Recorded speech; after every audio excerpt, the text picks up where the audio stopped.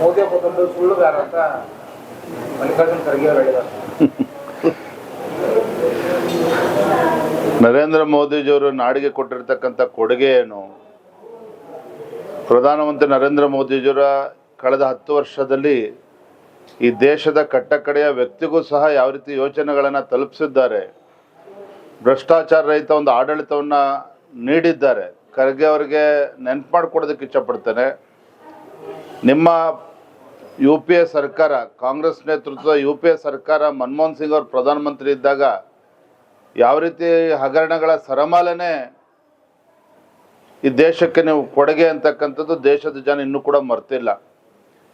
ಭಾರತೀಯರು ಅಂತ ಹೇಳಿದ್ರೆ ಯಾವುದೇ ದೇಶಕ್ಕೆ ಹೋದ್ರೂ ಸಹ ತಲೆ ತಗ್ಗಿಸ್ಕೊಂಡು ಓಡಾಡಬೇಕಿತ್ತು ಅಂತ ಒಂದು ವಾತಾವರಣ ಇತ್ತು. ಆದರೆ ನರೇಂದ್ರ ಮೋದಿಜಿಯವರು ಪ್ರಧಾನಮಂತ್ರಿ ಆದ ನಂತರ ಭಾರತದ ಒಂದು ಪ್ರತಿಷ್ಠೆ ಇವತ್ತು ಉತ್ತುಂಗಕ್ಕೆ ತಲುಪಿರ್ತಕ್ಕಂಥದ್ದು.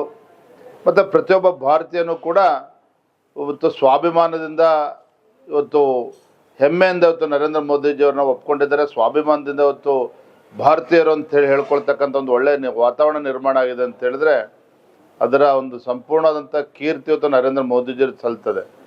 ಕಾಂಗ್ರೆಸ್ ಪಕ್ಷದವರು, ಮಲ್ಲಿಕಾರ್ಜುನ್ ಖರ್ಗೆ ಅವರು ಏನು ಹೇಳ್ತಾರೆ, ಇದಕ್ಕೆ ಯಾರೂ ಕೂಡ ಬೆಲೆ ಕೊಡೋದಿಲ್ಲ. ನಿಮ್ಮ ರಾಹುಲ್ ಗಾಂಧಿ ಪರಿಸ್ಥಿತಿ ಇವತ್ತು ಎಲ್ಲಿಗೆ ಬಂದ್ಬಿಟ್ಟಿದೆ ಯೋಚನೆ ಮಾಡಿ.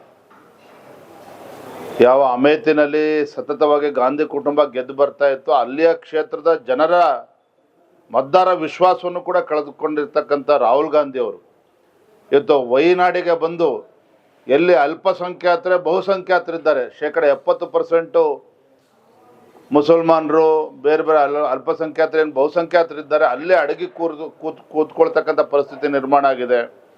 ವೈನಾಡಿಗೆ ಬಂದು ಲೋಕಸಭಾ ಚುನಾವಣೆ ನಿಲ್ತಕ್ಕಂಥ ಪರಿಸ್ಥಿತಿ ನಿಮ್ಮ ರಾಹುಲ್ ಗಾಂಧಿಗೆ ನಿರ್ಮಾಣ ಆಗಿದೆ ಅಂತ ಹೇಳಿದ್ರೆ ಇದು ಕಾಂಗ್ರೆಸ್ ಪಕ್ಷ ಈ ದೇಶಕ್ಕೆ ಕೊಟ್ಟಿರ್ತಕ್ಕಂಥ ಕೊಡುಗೆಗಳ ಒಂದು ಕನ್ನಡಿ ಇವತ್ತು.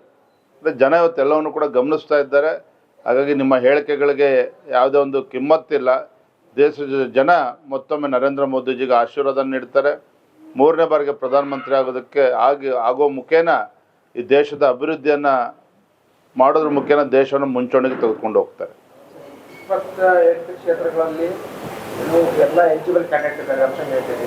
ಹೋದ ಸಲ ವಿಧಾನಸಭೆ ಚುನಾವಣೆ ರಿವೆಂಜ್ ಅಂತ ತಿಳ್ಕೊಳ್ಳೋಕೆ ಬಿಜೆಪಿ ನಿಂತಿದೆ. ರಿವೆಂಜ್ ತಗೊಳಕ್ ನಿಂತಿರ್ತಕ್ಕಂಥದ್ದು ರಾಜ್ಯದ ಮತದಾರರು. ಇಂಥ ಅಯೋಗ್ಯ ಕಾಂಗ್ರೆಸ್ ಸರ್ಕಾರ ಯಾತಕ್ಕೋಸ್ಕರ ರಾಜ್ಯದಲ್ಲಿ ಅಧಿಕಾರಕ್ಕೆ ತಂದಿದ್ದೇವೆ ಅಂತೇಳಿ ಜನ ಶಾಪ ಆಗ್ತಾ ಇದ್ದಾರೆ. ಇವತ್ತು ಸೇಡನ್ನು ತೀರಿಸ್ಕೊಳ್ತಿರ್ತಕ್ಕಂಥದ್ದು ನಮ್ಮ ರಾಜ್ಯದ ಮತದಾರರು. ಇವತ್ತು ಲೋಕಸಭಾ ಚುನಾವಣೆ ಭಾರತೀಯ ಜನತಾ ಪಾರ್ಟಿನೇ ಶ್ರೇಷ್ಠ, ನರೇಂದ್ರ ಮೋದಿಜಿ ನಾಯಕತ್ವನೇ ಶ್ರೇಷ್ಠ ಅನ್ನುವ ತೀರ್ಮಾನಕ್ಕೆ ಮತದಾರರು ಬಂದಿದ್ದಾರೆ. ಅವರು ಇವತ್ತು ನಮಗೆ ಆಶೀರ್ವಾದನ ಮಾಡ್ತಾರೆ.